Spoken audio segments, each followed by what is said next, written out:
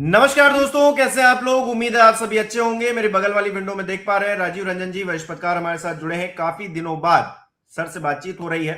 Sir का channel भी है करंट अनप्लग्ड बाय राजीव, आप उसे भी चेकआउट कर सकते हैं। राजीव जी, ममता बनर्जी कह रही हैं कि मेरे पास अमित शाह के खिलाफ पेन ड्राइव है, अगर मुझे छेड़ोगे तो छोड़ूंगी नहीं। अब एक दिन पहले ही जिस तरह से ईडी ने छापेमारी की, उसके बाद ममता बनर्जी खुद सड़क पर उतर आई और अब ये धमकी दे रही है एक तरह से कि अगर हमको छेड़ा तो सबूत मेरे पास है, छोड़े नहीं जाओगे। क्या कहेंगे इस पर? ये ममता बनर्जी तो शेरनी है भाई, वॉरियर है। अकेले उन्होंने नाको चने चबा दिए। 2021 के जो स्टार स्ट्राइकर थे, तिगड़ी जी जो थी, मेन जो इनके स्टार स्ट्राइकर थे कैलाश विजयवर्गीय, आज तक उन्होंने कभी कोई इलेक्शन नहीं हारा। वो सीना तान के ठोक के बोलते हैं। उनको वेस्ट बंगाल की जिम्मेदारी दी गई और बुरी तरीके से वहां पे वो पराजित हुए। आज उनकी स्थिति ये है कि वो खुद ही अपनी विधानसभा क्षेत्र में जो है बहुत बुरी तरीके से बदनाम हो रहे हैं। लोग दूषित पानी पी के मर रहे हैं, घायल हो रहे हैं, बीमार हो रहे हैं। तो खैर छोड़िए, कैलाश विजयवर्गीय की बात छोड़ते हैं। परंतु कहने का अर्थ ये है कि ये जो नरेंद्र मोदी और अमित शाह और कैलाश विजयवर्गीय, इन्होंने जो 2021 में समीकरण रचा था, उस वक्त में तो वाकई में तृणमूल को एक दिख रहा था कि टफ फाइट है। इस बार तो एकदम क्लीन स्वीप है, केक वॉक है तृणमूल के लिए। और ये भारतीय जनता पार्टी बहुत अच्छे से जानती है और हमारे दर्शक इस बात को बहुत अच्छे से जानते हैं कि ईडी सीबीआई जो है, इसका भाजपा किस तरीके से दुरुपयोग कर रही है। भाजपा का आप समझ लीजिए कि ये एक तरीके से आप एक्सटेंडेड आर्म समझ लीजिए कि सारे अपोजिशन लीडर्स को चुन चुन के उनके ही आसपास के लोग या उन पे ही छापेमारी पड़ती है। कभी ईडी की छापेमारी भाजपा के कोई लीडर के ऊपर में मैंने नहीं देखा कि छापेमारी पड़ रही हो। तो कहने का अर्थ ये है कि इनको मालूम है कि ये इलेक्शन जो है इनके हाथ से निकलने वाला है। दूर दूर तक कहीं भी वेस्ट बंगाल में ये ममता दीदी के आसपास भी नहीं नजर आ रहे। और ममता बनर्जी एक वॉरियर है, ठीक है। उन्होंने अपने स्टेट को बहुत अच्छे से चलाया है। कम्युनिस्ट पार्टी जैसी पार्टी जिसका 1978 से कब्जा था पश्चिम बंगाल पे, अकेले ममता बनर्जी ने अपने दम पे जो है वो कम्युनिस्टों के शासन से जो है वो वेस्ट बंगाल को जो है मुक्ति दिलाई। तो कहने का अर्थ ये है कि जब तक ममता बनर्जी जीवित है, मुझे तो नहीं लगता कि किसी भी तरीके से तृणमूल का गढ़ जो है वो राजनीतिक द्वंद में भाजपा ध्वस्त कर पाएगी। इसलिए भाजपा जो है वो ईडी वीडी का सहारा ले रही है और ममता बनर्जी इसी पे क्रोधित हो गई है। और क्रोध में जो है उनके पास में यदि कुछ होगा तो वो आगे आने वाले दिनों में पता ही चल जाएगा, क्योंकि उनके ये कहने पे भारतीय जनता पार्टी के प्रहार अब कुंद नहीं होंगे, अभी और तीव्र होंगे। तो ये नहीं, प्रहार ममता जो अब बनर्जी और सर जो कह रही हैं, उनका जो बयान है वो भी मैं बताता हूं। वो कह रही हैं कि कोयला घोटाले का पैसा शुवेंदु अधिकारी ने इस्तेमाल किया और अमित शाह को भेजा। अब ये सीधे सीधे आरोप है। शुवेंदु अधिकारी भारतीय जनता पार्टी का सबसे बड़ा चेहरा इस वक्त बंगाल के अंदर, उनको टारगेट पर ले रही है और केंद्र में अमित शाह को सीधे टारगेट पर ले रही है और कह रही कोयला घोटाला जो हो उसका पैसा इन दोनों ने खाया है एक तरह से। मैं आमतौर पर प्रतिक्रिया नहीं देती हूं, लेकिन अगर मुझे छेड़ेंगे तो छोड़ूंगी नहीं। मतलब कुछ ना कुछ तो है उनके पास। मुख्यमंत्री है, जाहिर तौर पर उनके पास सबूत होना कोई बहुत बड़ी बात तो नहीं है। नहीं, मेरा तो ये मानना है कि ममता बनर्जी जी को ये सार्वजनिक कर देना चाहिए। ये इस तरीके से कि आप मुझे जो है परेशान करोगे तो मैं आपका पर्दाफाश कर दूंगी, ये इस तरीके की राजनीति नहीं होनी चाहिए। यदि आपके पास में कुछ है तो आप पब्लिक के सामने उसको जाहिर कर दो ना। ये ममता बनर्जी की नहीं है, जितने भी राजनीतिक नेता है ये सब जो है ना ये गलती करते हैं भाई। इससे जनता में क्या आपका इमेज बनता है? जनता में ये इमेज बनता है कि आप लोगों को सब पता है, परंतु आप जो है उन सबूतों का इस्तेमाल सिर्फ अपनी राजनीतिक प्रतिनिधित्व को बना के रखने में या इस राजनीतिक प्रतिस्पर्धा में जीत हासिल करने में ही कर रहे हो। आपको बिल्कुल। कोई भी इस चीज से मतलब नहीं है कि सार्वजनिक जीवन में ईमानदारी होनी चाहिए, सार्वजनिक जीवन में भ्रष्टाचार नहीं होना चाहिए, और सार्वजनिक जीवन में जो भ्रष्टाचारी है उसको जेल के सलाखों के पीछे होना चाहिए। ये ये तो दिख ही नहीं रहा। तो ये चीज ममता बनर्जी को नहीं बोलना चाहिए। ममता बनर्जी के सामने जो भी सबूत है वो प्रेस कॉन्फ्रेंस करके पूरे देश के सामने उन्होंने रखना चाहिए और अमित शाह और शुवेंदु अधिकारी का असली चेहरा जो है उसका पर्दाफाश करना चाहिए, यदि सबूत है तो। यदि सबूत नहीं है तो फिर कोई मतलब ही नहीं है, कोई बात ही नहीं है। परंतु ममता बनर्जी को ये सब बोलने की जरूरत नहीं है। वो बहुत कंफर्टेबल पोजीशन पे है, बहुत स्ट्रांग पोजीशन पे है। 2024 के लोकसभा इलेक्शन में अखिलेश यादव और ममता बनर्जी, यही दो लोग तो थे जिन्होंने मतलब जबरदस्त परफॉर्मेंस देके आपका इंडिया अलायंस जो है उसकी थोड़ी नाक बचा ली। ये दोनों का जो जबरदस्त परफॉर्मेंस था, प्लस डीएमके, इन लोगों के ही परफॉर्मेंस के कारण इंडिया अलायंस जो है कंफर्टेबल पोजीशन पे आई। और इन रीजनल पार्टीज का फायदा कांग्रेस को ही मिला। हालांकि पश्चिम बंगाल में कांग्रेस का किसी भी तरीके से मेल मिलाप तृणमूल के साथ नहीं हुआ था, और जिस व्यक्ति के कारण नहीं हुआ था, देखिए वो व्यक्ति भी अपनी सीट हार के बैठा हुआ है, और जो है उसको घर खाली करने का नोटिस मिल रहा, तो वो बोल रहा है कि मेरे बेटे का एग्जाम है 10वीं का, मुझे रहने दो। पश्चिम बंगाल में कांग्रेस और तृणमूल के बीच में हो सकता था समझौता, परंतु जो उस टाइम में पश्चिम बंगाल में कांग्रेस के लीडर थे, उनके कारण जो है ये हुआ नहीं, और उसका परिणाम ये हुआ कि कांग्रेस जो है उसकी सीटें कम हो गई बंगाल में। तो मुझे ऐसा लग रहा है कि ममता बनर्जी ही एक बहुत बड़ा लेसन, एक बहुत बड़ा पिलर है, पिलर ऑफ स्ट्रेंथ है रीजनल पार्टीज के लिए। और भारतीय जनता पार्टी जो है वो रीजनल पार्टी से ही डरती है, घबराती है। वो कांग्रेस से उनको डर नहीं लगता। वो तो चाहती है कि हर शहर में, हर राज्य में कांग्रेस बनाम भाजपा का इलेक्शन हो। परंतु जहां भी रीजनल पार्टी से उनका मुकाबला होता है, चाहे वो समाजवादी पार्टी हो, चाहे तृणमूल हो, वहां पे प्रॉब्लम में वो आ जाती है। और आप जो है इस चीज को समझिए हिमांशु जी, मैं एक बहुत ही गंभीर बात बता रहा हूं दर्शकों को, ध्यान से सुनिएगा, क्योंकि आपको ये बात कोई नहीं बताएगा। ध्यान से सुनिएगा, क्या है ये, ध्यान नहीं, क्या है ये बात।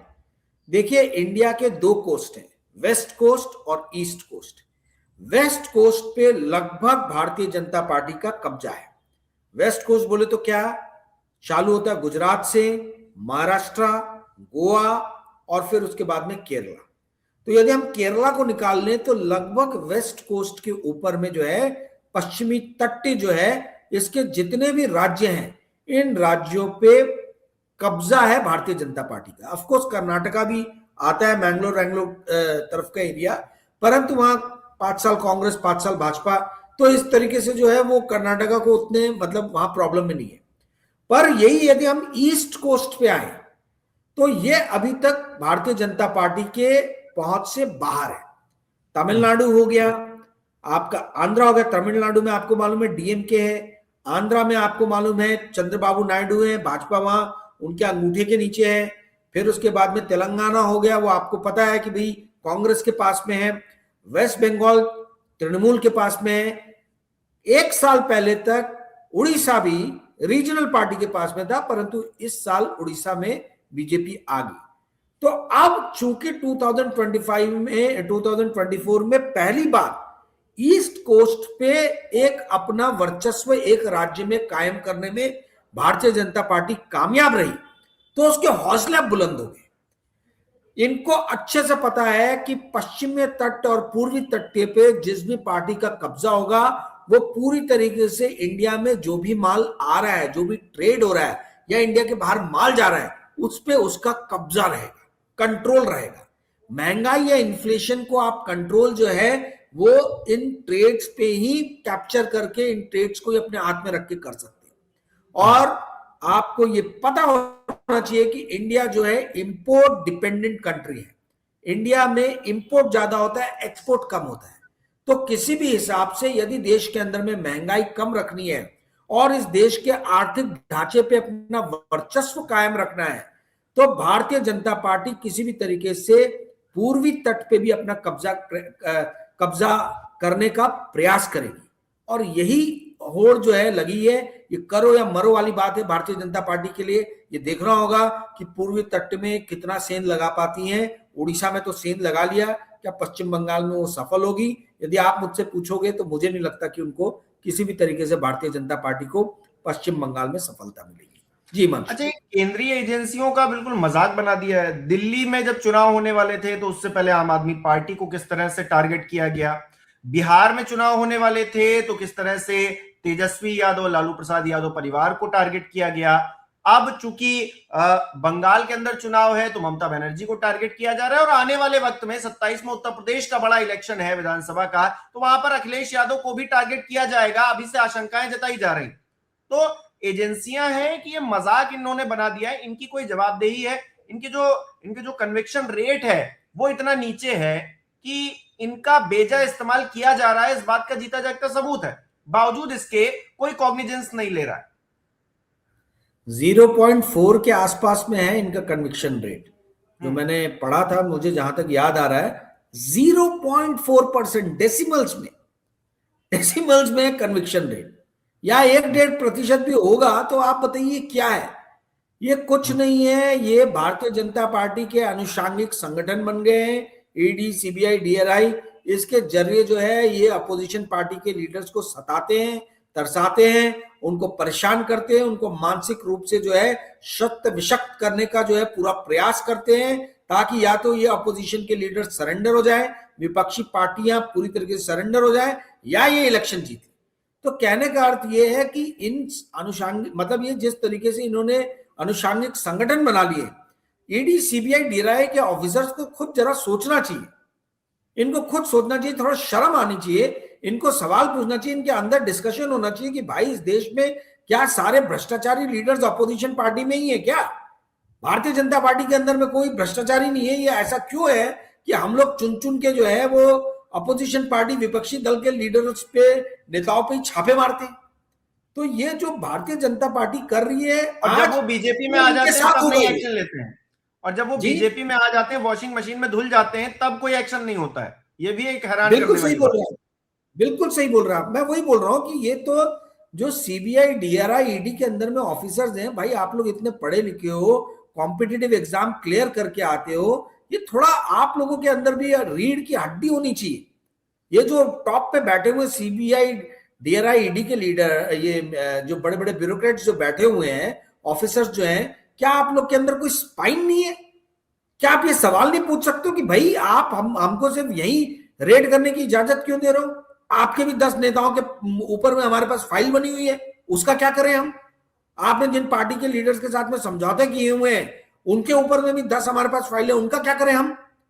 तो ये अब देखिए वक्त आ गया कि सीबीआई, ईडी, डीआरआई के जो ऑफिसर्स हैं, ये अपनी स्पाइन जरा डेवलप कर रही है। पूरे देश के सामने जो है ये ऑर्गेनाइजेशन जो है अपना कद छोटा कर रहे हैं, लोग हंसते हैं इनके नाम पे। ये कल को हिमांशु को या राजीव रंजन सिंह को उठा लें, हम लोग बहुत छोटे लोग हैं, कोई फर्क नहीं पड़ता, परंतु कहने का अर्थ ये है कि जब आप हमको उठा सकते हो, आप अपोजिशन पार्टी के लीडर्स को उठा सकते हो, तो भाई आपके अंदर इतना स्पाइन, आपके अंदर इतनी हिम्मत क्यों नहीं है कि आप भाजपा के नेताओं के खिलाफ एक्शन लें?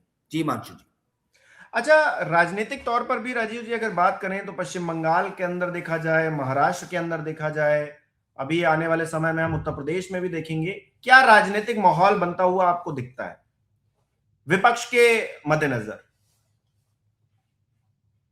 देखिए, महाराष्ट्र में 15 जनवरी को 3.5 साल बाद, माइंड इट, 3.5 साल बाद म्यूनिसिपैलिटी के इलेक्शन होने वाले, कॉर्पोरेशन इलेक्शन होने वाले। 3.5 साल भाजपा के सीएम देवेंद्र फडणवीस और उनके ब्यूरोक्रेट्स और उनके नेताओं ने खूब मजे उठाए, है ना? ये जो नगर निगम और इस पे जो एक छत्र अधिकार राज्य सरकार का था, उसके माध्यम से अब ये 15 जनवरी को 3-3.5 साल बाद जो इलेक्शन होने वाले हैं, इसमें समझ में आएगा कि भाई ये स्थानीय निकाय में क्या भारतीय जनता पार्टी उसी तरीके से स्ट्रांग है जो हमको स्टेट इलेक्शन में नजर आया। स्टेट इलेक्शन में तो सामने उभर के आया कि भाई वोटों के भारी स्तर पे वोटों को ऐड किया गया, डिलीट किया गया। क्या ये खेल कॉर्पोरेशन इलेक्शन के बाद में भी इसमें और फर्दर कांग्रेस या जो इन्वेस्टिगेटिव जर्नलिस्ट हैं वो इसमें छानबीन करेंगे, या जो एनजीओज हैं या जो बुद्धिजीवी वर्ग अपने ऑर्गेनाइजेशन चला रहे हैं एनजीओ के माध्यम से, वो भी रिसर्च करेंगे कि भाई कितने वोट ऐड हुए, कितने डिलीट हुए। देखिए, अब सारा का सारा लड़ाई जो हो गया है वो गणतंत्र को, इस देश के प्रजातंत्र को बचाने का हो गया है। ये देश गण का है, आपका और मेरा है, प्रजा का है। तो यदि प्रजा का है तो प्रजा को के लिए जो तंत्र बनाया गया है जिसके माध्यम से वो अपनी शक्ति प्रदर्शित करता है, जो शक्ति प्रदर्शन होता है, यदि उसी को दूषित कर दिया जाए तो किस तरीके से प्रजातंत्र जीवित रहेगा। तो महाराष्ट्र में जो भी मैं अभी रैलीज देख रहा हूं, सुन रहा हूं, हर जगह पे मैं ये देख रहा हूं कि इवन स्थानीय लीडर्स भी जो हैं, कॉरपोरेशन के भी जो मतलब चुनाव में जो लोग खड़े हुए हैं, वो घर घर जाके लोगों को वोट के अधिकार के ऊपर में उनको जानकारी दे रहे हैं। और वो ये बता रहे हैं कि आप बताएं, वो पर्ची लेके घूम रहे हैं कि ये जो नाम आपके घर के आजू बाजू में दिख रहे हैं, क्या वाकई में आपके घर के आजू बाजू में रहते हैं क्या? तो आप मतलब इतने नीचे के लेवल तक जो प्रत्याशी चुनाव लड़ने आए हैं, उनके अंदर में अविश्वास की स्थिति जो है वो पैदा हो गई है। बहुत खतरनाक बात है। ठीक है। अच्छा सर, अब अभी आपने 2 दिन पहले देखा खबर आई कि भारतीय जनता पार्टी और कांग्रेस ने गठबंधन कर लिया। क्या निचले स्तर पर इतना डेस्परेशन है नेताओं के अंदर कि वो कुछ भी करने को तैयार हैं? मतलब साउथ पोल और नॉर्थ पोल एक नहीं हो सकते हैं, ये दुनिया जानती है, लेकिन बावजूद इसके कांग्रेस और भारतीय जनता पार्टी अंबरनाथ जो महानगर पालिका नगर परिषद की जो वो जगह है वहां पर एक साथ हो गए। तो हालांकि बाद में वो अलायंस जो है जब ऊपर गया, उसकी बात हुई तो फिर वो टूट गया, लेकिन ये भी डेस्परेशन, ये निचले स्तर तक कमांड नहीं है दोनों ही पार्टियों के भीतर, ये दिखाता है क्या? देखिए, मैं बहुत पहले से कहता आ रहा हूं कि बहुत जरूरी है इस देश में स्ट्रांग तीसरे मोर्चे का जन्म लेना। कांग्रेस और भाजपा जो है ये दिख रहे सामने लड़ रहे हैं, परंतु यदि आर्थिक नीतियां देखें तो दोनों की एक समान है। अब ये इस देश का दुर्भाग्य है कि इस देश में ऑल्टरनेटिव सिस्टम जो है वो डेवलप नहीं हुआ। एटलीस्ट जो फाइनेंशियल इकोनॉमिक का जो मामला है, मसला जो है, जिस तरीके से कम्युनिस्ट पार्टी या आम आदमी पार्टी, ये लोग अलग तरीके की राजनीति करते हैं जब इकोनॉमी फाइनेंस की बात आती है। परंतु यदि कांग्रेस और भाजपा देखें तो इनकी एक समान नीति है। अगर कांग्रेस ने नरेगा चालू किया तो भाजपा ने बंद नहीं किया, भाजपा ने नरेगा को चालू रखने दिया, उल्टा एक स्तर और आगे बढ़ा दिया इन्होंने कि अब जो है ये लाडली बहना लाडला भाव टाइप की नीतियां करके लोगों को बिना काम किए पैसे दे रहे। ये 80 करोड़ लोगों को ऐसी पाल रहे। इन्होंने, भारतीय जनता पार्टी ने अनाउंस किया था कि कांग्रेस इस देश में लोगों को बिगाड़ रही है, फ्री फुकट में हर चीज देके। अब देखने में आ रहा है, भाजपा का बोलना था कि सब्सिडी सब्सिडी, हर चीज में कांग्रेस सब्सिडी बांटती है। अब हम देख रहे हैं कि भाई आप तो सब्सिडी नहीं दे रहे, आप तो पैसे ही पूरे दे दे रहे हो बैंक अकाउंट में लोगों को। तो ये बिगाड़ना नहीं है तो क्या है? तो ये जो बात करते हैं, पहले इस तरीके की बात कम्युनिस्ट करते थे, तो भाजपा और कांग्रेस दोनों मजाक उड़ाया करते थे कम्युनिस्ट पार्टियों का कि ये कॉमरेड लोग देश बेच खाएंगे लोगों को पैसे दे देके। अब खुद क्या कर रहे हैं आप देखिए, महाराष्ट्र सरकार के ऊपर 6 लाख करोड़ का डेट है। आपका मध्य प्रदेश सरकार जो है, आप मतलब बुरी हालत है, कई कई सरकारी महकमों में तनख्वाहें नहीं मिल रही है। तो कहने का अर्थ है कि आप लाडली बहना लाडला भाव चलाते रहो, अंत पैसा तो कहीं ना कहीं से आएगा ना। तो आपके और मेरे जेब से आ रहा है टैक्स से, पैसे का फ्लो आना बंद हो जाएगा तो आप कितने दिन लाडली बहना लाडला भाव चला लो? तो इनका जो अपोजिशन है, चाहे बीजेपी हो चाहे कांग्रेस हो, वो रीजनल पार्टीज ही है। और इस देश में स्ट्रांग तीसरे मोर्चे की बहुत जरूरत है जो इन दोनों पार्टियों को चेक और बैलेंस में रखे। दोनों पार्टियों को चेक और बैलेंस में रखना जरूरी है। तो ये जो आपने बताया अंबरनाथ में, ये कुछ नहीं है, ये इनके असली चेहरे को सामने उभार रहा है, कांग्रेसियों के भी और भाजपाइयों के भी। इसलिए जरूरी है कि शिवसेना के हाथ या शरद पवार के या अजीत पवार के, जो भी रीजनल पार्टी है, शिंदे के, रीजनल पार्टीज का स्ट्रांग होकर उभरना बहुत आवश्यक है। इसीलिए जरूरी है कि समाजवादी पार्टी को लोग जो है उत्तर प्रदेश में सब मिलकर सशक्त करें, क्योंकि रीजनल पार्टी से ही ये दोनों नेशनल पार्टीज भय खाती है, डर खाती है और इनके पास ही अलायंस के लिए आएंगे। तो कहने का अर्थ ये है कि महाराष्ट्र के इलेक्शन बहुत कुछ जो है वो आगे आने वाले दिनों में डिफाइन करेगा, एक्सप्लेन करेगा। इस पे हम और विस्तृत रूप से चर्चा करेंगे आगे आने वाले दिनों में, क्योंकि 15 जनवरी को चुनाव है। मेरा मानना है कि स्ट्रांग फाइट है महाराष्ट्र के अंदर में, देखते हैं क्या होता है। जी जी, बहुत बहुत शुक्रिया राजीव जी हमारे साथ जुड़ने के लिए, तमाम बातचीत के लिए। अब देखिए क्या होता है पश्चिम बंगाल के अंदर, लेकिन सियासी पारा चढ़ा हुआ है। हमारे दर्शक क्या सोचते हैं इस विषय पर कमेंट करके जरूर बताएं। बहुत बहुत धन्यवाद आप सभी लोगों का, बहुत बहुत शुक्रिया।